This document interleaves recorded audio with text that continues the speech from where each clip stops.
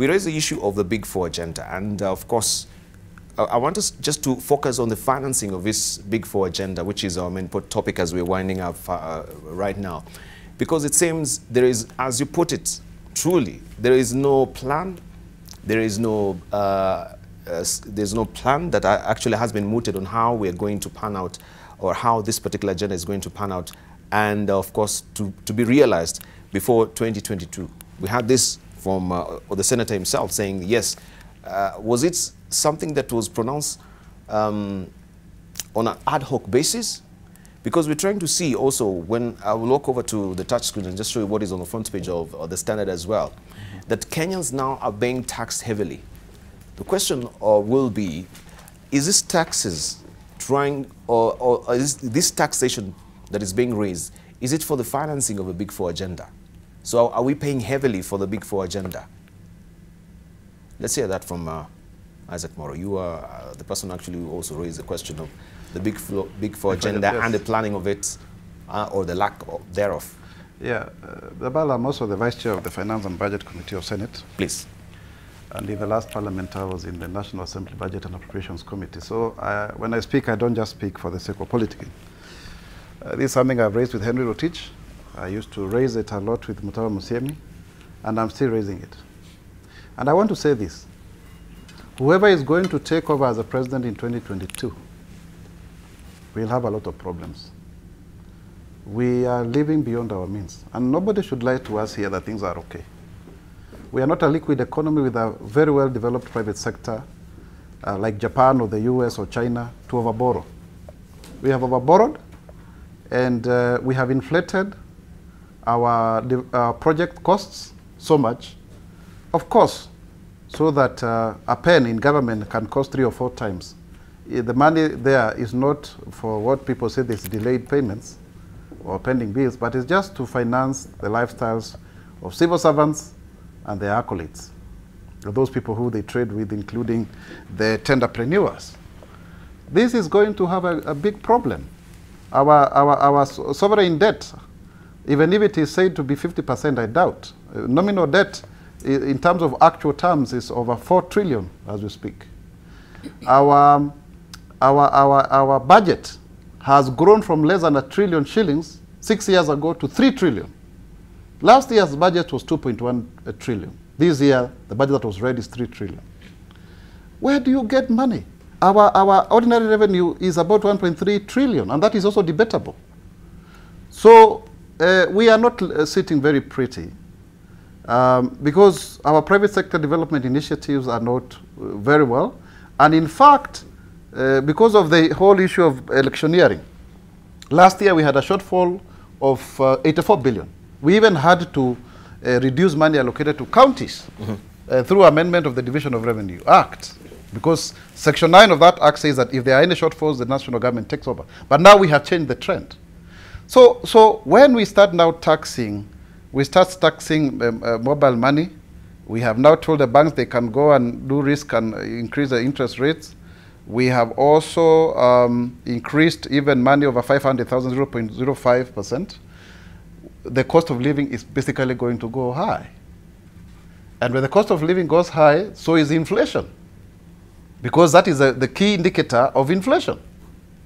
So we are not doing well. And let us not lie to Kenyans. We have now finished the issue of politicking and propaganda. Let us not talk real economics. And then I will not flinch by saying we have to put our economy back on track. So yes, it's not really the financing of the Big Four agenda. I don't think so. The Big Four agenda would very comfortably be financed if we reallocated resources within government. The Office of Budget Management needs to come up, because the National Treasury, in my opinion, and this is my personal opinion, has failed to rein in on ministries, departments, and agencies in terms of their appetite for resources. Debarl, we are in a situation where, as we speak currently, Anne Waiguru wants to build her mansion of 100 million shillings. Kingi and his deputy want to build a mansion for his deputy at 214 million shillings. Nyandarua County wants to build a headquarter of 800 million shillings. And you can go on and on and on. What the hell are we doing, even with the monies that we are devolving? Kiambu County, where I come from, Senator Matangi is a senator. We have failed to collect 600 million shillings, and as a result, 400 million shillings will not come to us through the shareable revenue.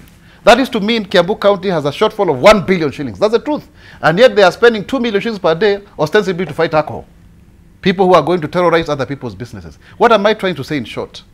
We used to have the National Economic and Social Council under President Kibaki. We need to go back to the drawing back about economics. You know, we have to have Jubileenomics, if that is what we call them, because I don't want to call them Uhurunomics. Every president who is in power is really judged on how he runs the economy. Just like Clinton was told, it is economic stupid, nothing else. People want money in their pockets.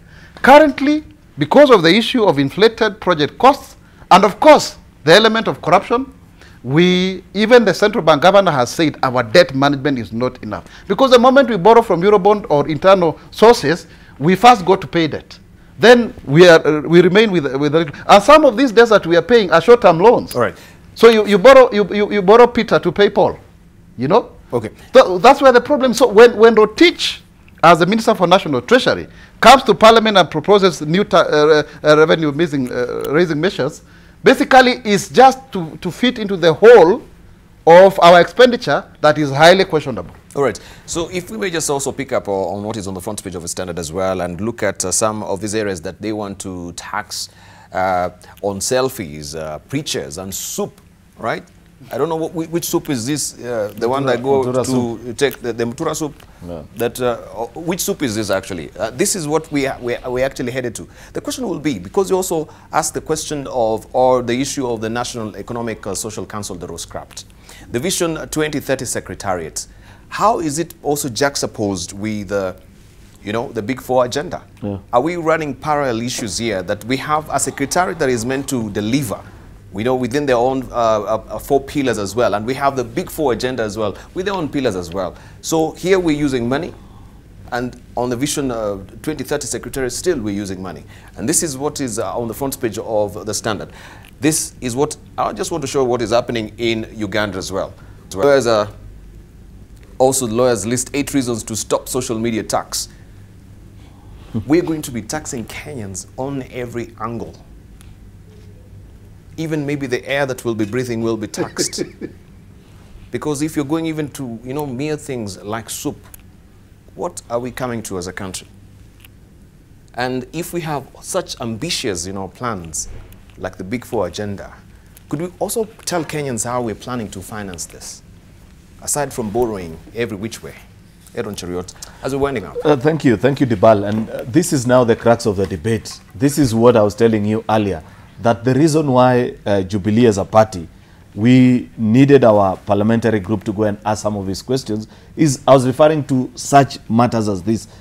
Very critical and integral decisions that have been made by us as the party that forms government, which unfortunately the legislature, as a representative of the people, we do not seem to have the chance or the avenue to give our input into this. I serve in the Budget and Finance Committee of the Senate, and one of the things that we've continually raised, and the Hansard is my witness, is how Treasury continues to ignore the opinions and the views of elected leaders in this country in terms of making decisions. Can you imagine Debarl, for example, just to give you a simple example, CRA, the constitutionally mandated institution that is supposed to give views and policy directions for consideration by both legislature and the executive, that is Treasury, in terms of revenue allocation, with a view, and having listened to the plight of Kenyans who continue to suffer cancer, proposed that in the budget of 2018-2019, the one that was laid at the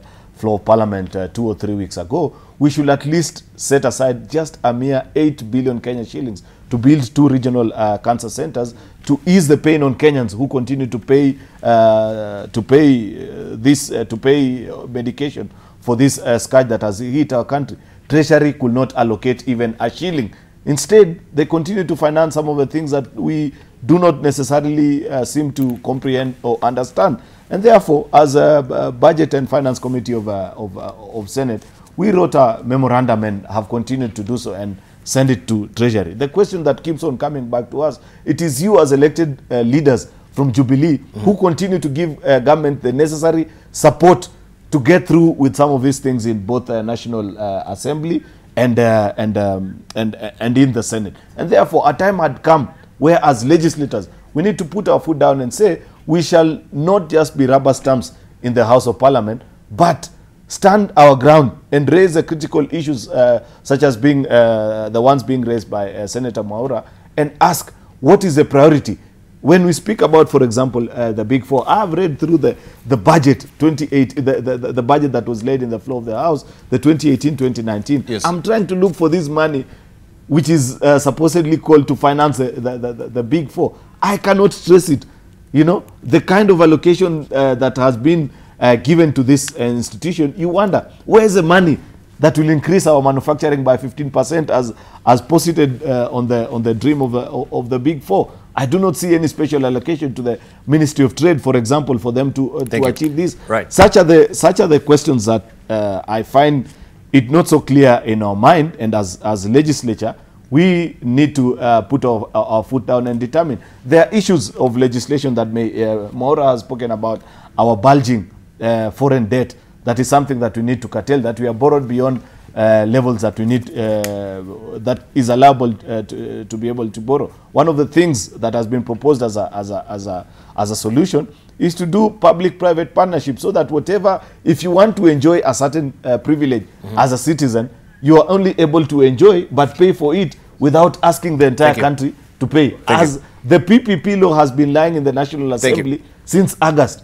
We are speaking about 8 months since election. We haven't been able to actualize That's for another day. Let's hear from also Isaac Mwaura. Also, this will act as your closing statements.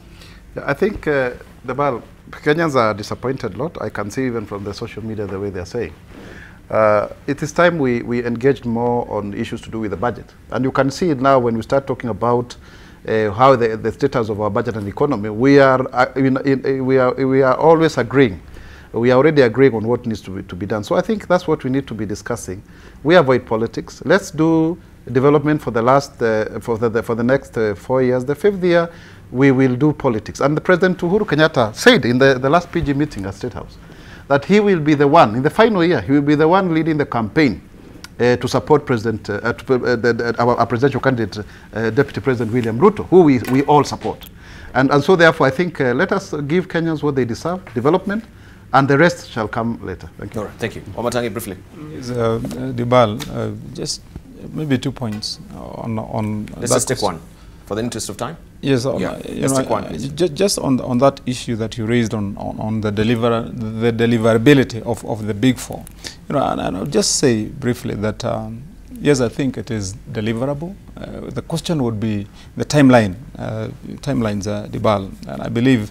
If you look at what you would call our key performance indicators right now of the economy, I would say we are still on that health cycle, whereby you would say that the economy as it is right now still shows, from if you look at the interest rates that we have, if you look at the rate of inflation, if you look at our GDP, you cannot condemn our economy as one that's doomed to fail. And I would finalize by saying this.